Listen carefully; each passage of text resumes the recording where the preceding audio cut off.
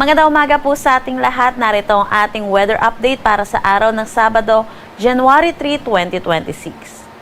Wala pa rin naman tayong minomonitor na anumang bagyo or low pressure area sa loob at labas ng ating Philippine Area of Responsibility. Pero meron tayong tatlong weather system na inaasahan natin makakaapekto dito sa ating bansa. Meron tayong northeast monsoon or amihan na patuloy na umiiral dito sa buong Luzon. Samantala, meron din tayong easterlies or yung mainit at malinsangan na hangin na nanggagaling sa dagat Pasipiko na umiiral naman dito sa may Mindanao. Dulot netong salubungan ng northeast monsoon which is malamig na hangin at easterlies mainit at malinsangan na hangin.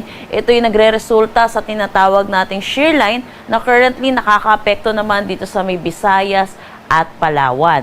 Dahil dito sa tatlong weather system na ito, mataas ang tsansa na magiging maulap ang ating papawirin sa buong bansa ngayong araw. Para sa magiging panahon natin ngayong araw dito sa Luzon, dulot na itong shear line, makakaranas na mataas na tsansa ng mga pag-ulan dito sa may Albay, Sorsogon, pati na rin dito sa may Masbate. Samantala, dulot naman itong northeast monsoon, yung malakas na bugso na itong northeast monsoon natin, makakaranas ng maulap na papawiri na may mga pag-ulan dito sa may Cagayan Valley, Cordillera Administrative Region, Aurora, Quezon at malaking bahagi ng Mimaropa. Para naman sa Metro Manila at nalalabing bahagi ng Luzon, makakaranas tayo ng maulap na papawirin na may mga mahihinang pag-ulan. Para sa agwat ng temperatura dito sa Metro Manila at Lawag, 22 to 28 degrees Celsius, Tuguegarao 20 to 28 degrees Celsius, Baguio 14 to 20 degrees Celsius, Tagaytay 21 to 26 degrees Celsius, at Legazpi 24 to 30 degrees Celsius.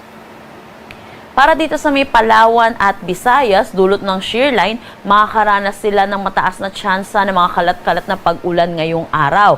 Pagdating naman dito sa may Mindanao, maulap na papawirin din na kalat-kalat na pag-ulan din na kanilang mararanasan, dulot naman netong easterly. So yun po, buong bansa po natin makakaranas po ng maulap na papawirin, iba-iba lang din po ang intensity ng pag-ulan na ating inaasahan.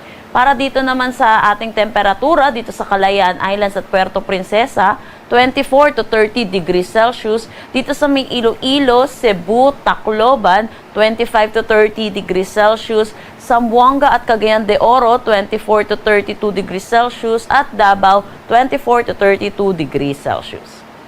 Sa ngayon, malakas po yung bugso ng ating northeast monsoon or amihan, kaya nagtaas tayo ng gale warning dito sa may Batanes, Cagayan kasama na Ambabuyan Islands, Isabela, Ilocos Norte, Ilocos Sur, Aurora, Camarines Norte, Camarines Sur, Catanduanes, Albay, Sorsogon, Northern Samar at Eastern Samar. Pinapaalalahanan po natin mga kababayan po natin mangingisda at may mga sasakyan malit pandagat, delikado po muna pumalaot dito. At dahil na rin po malakas po yung bugso ng ating northeast monsoon, posibleng madagdagan pa po itong areas po natin pagdating dito sa areas ng Visayas.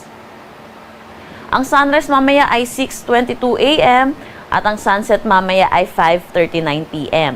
Para sa karagdagang impormasyon, bisitahin ang aming mga social media pages at ang aming website pag-asa.dost.gov.ph.